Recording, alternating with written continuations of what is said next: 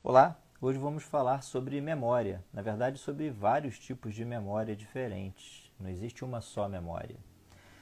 Existem vários paradigmas, vários modelos diferentes de memória. Para isso, eu vou precisar daquele meu encéfalo, aquele modelo de encéfalo em resina que eu utilizo para os meus vídeos. Onde é que eu coloquei, hein? Ah, tá aqui atrás.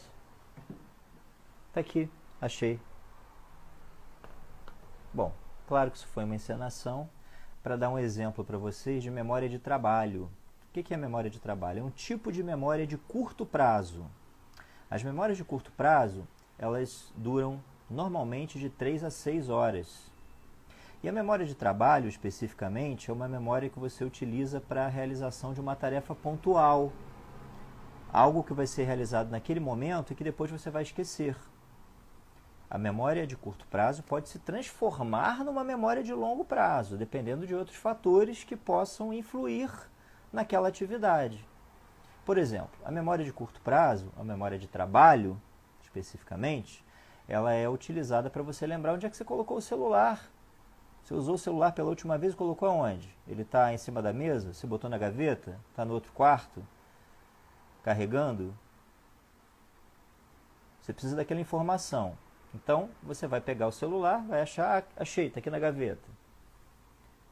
E depois você vai esquecer que deixou o celular na gaveta, vai fazer a sua ligação e vai botar o celular provavelmente em outro lugar. Agora, se nesse interim você deixar o seu celular cair no chão e ele quebrar, perda total no celular. Aí houve um fator externo que transformou aquela memória de curta duração numa memória de longa duração.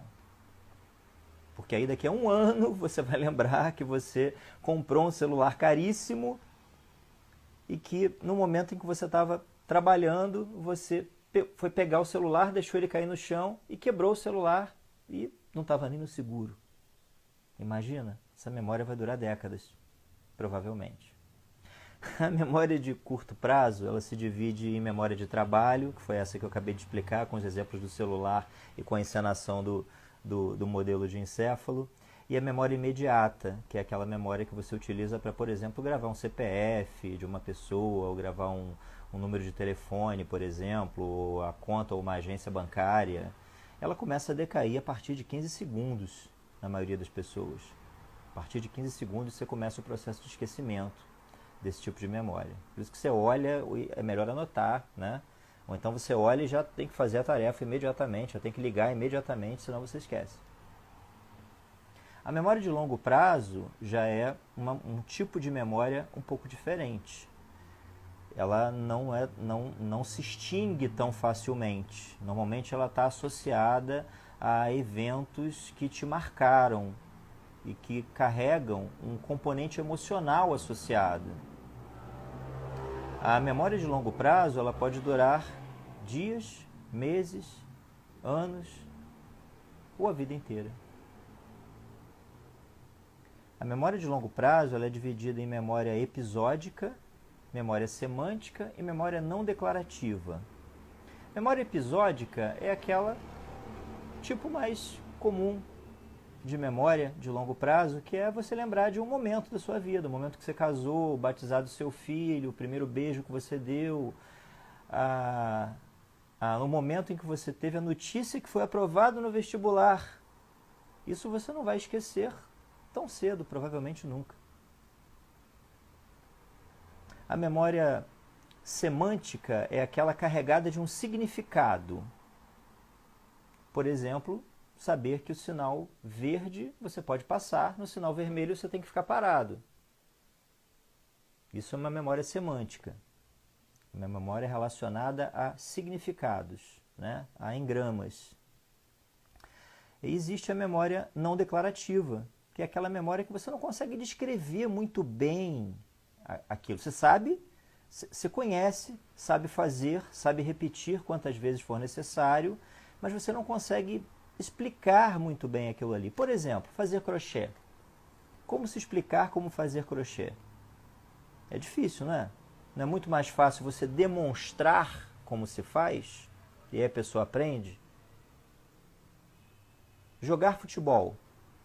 Ninguém descreve para ninguém, ninguém ensina a teoria de jogar futebol bem para ninguém. Senão todos éramos Cristianos Ronaldos ou Messis, não é verdade? Era só pedir para ele gravar um videocast explicando como é que ele faz aquilo que ele faz.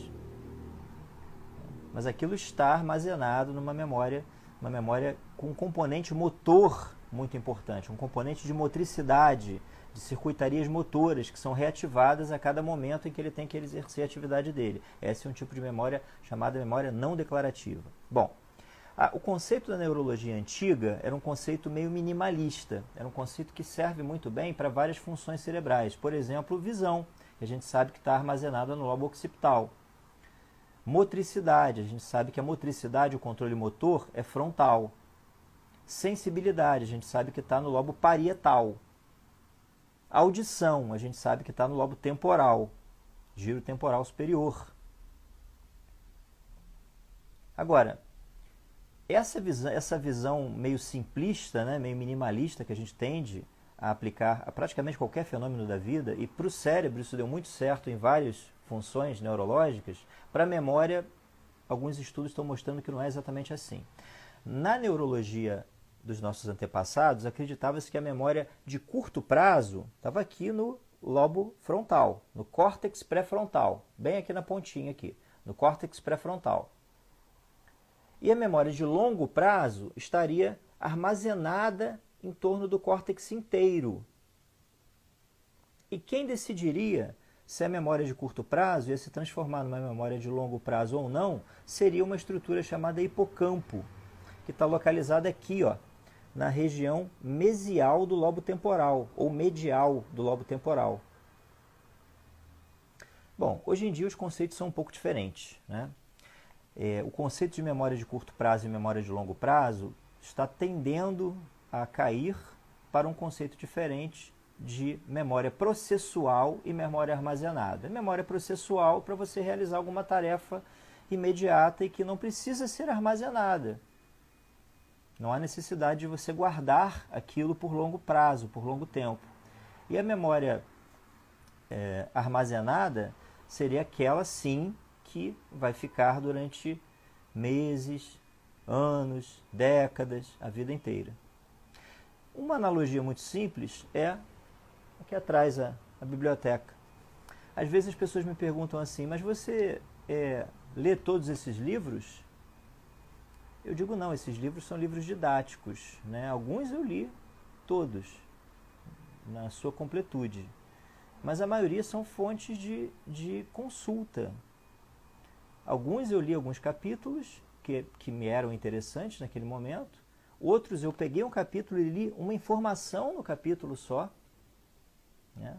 Aí eu vou lá, tiro o livro, olho, vejo a informação que eu quero, observo aquilo ali, estudo um pouquinho, rapidamente, fecho o livro, boto de volta.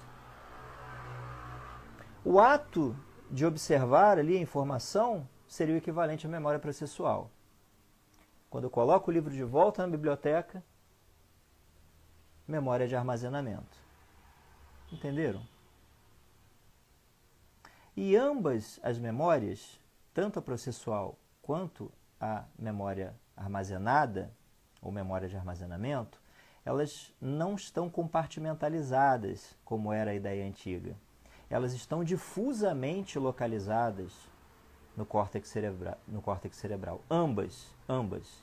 A questão é, o hipocampo vai definir se esse armazenamento vai ser de longo prazo ou de curto prazo.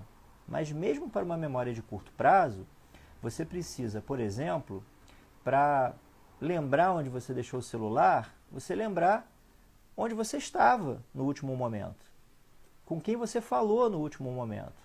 Então isso demanda, por exemplo, a participação do córtex auditivo, do córtex visual. Você lembrar a cor do seu celular, tem que saber a cor do seu celular para poder procurar ele. Então isso demanda essa informação, está armazenado no lobo occipital, no córtex visual, lobo occipital. Então, todas essas informações precisam estar juntas, mesmo para a memória processual, antigamente chamada de memória de curto prazo, como eu expliquei. E para a memória de longo prazo, mais ainda. Você lembrar, por exemplo, do dia que você casou, você vai lembrar de você entrando na igreja, vai lembrar o vestido que a sua mulher ou que o seu marido, o terno ou o fraque que o seu marido estava usando, o vestido que a sua esposa estava usando, os convidados que estavam lá. Então isso demanda funções ali armazenadas, ou melhor, memórias armazenadas, memórias de natureza auditiva, visual, sentimental. Isso está armazenado em várias regiões cerebrais diferentes. Tá? Então o conceito novo é mais ou menos esse. O conceito que está sendo revisto em termos de memória ou de tipos de memória é esse. Memória processual e memória armazenada. Espero que tenha sido claro, né? Principalmente com os exemplos que eu dei, com a minha encenação aqui do encéfalo, e até o próximo vídeo.